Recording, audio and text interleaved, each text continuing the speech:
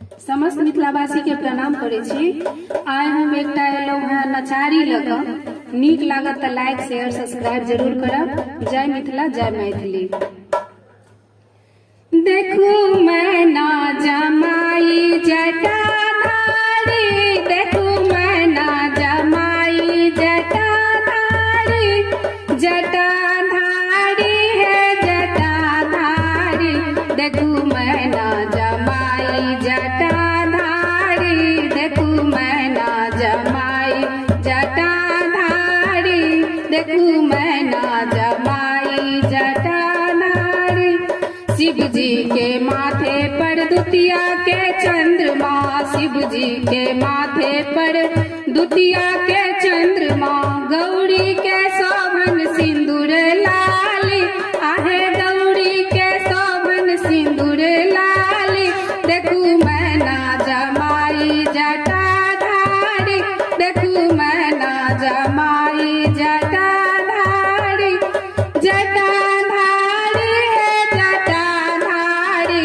देखू मैना जमाई जटाधारी, देखू मैना जमाई जटाधारी।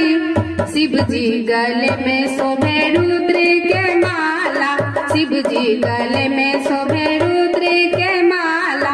गौरी के शोभन सोनाहारी, आहे गौरी के शोभन सोनाहारी। देखू मैना जमाई जटाधारी, देखू मैना जमाई जटाधारी, जटाधारी है जटाधारी। देखू मैना जमाई जटाधारी, देखू मैना जमाई जटाधारी। शिव जी के पहिरन मृग के छाला, शिव जी के पहिरन मृग के छाला।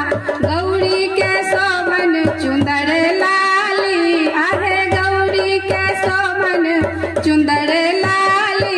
देखू मैना जमाई जटाधारी, देखू मैना जमाई जटाधारी, जटाधारी है जटाधारी। देखू मैना जमाई जटाधारी, देखू मैना जमाई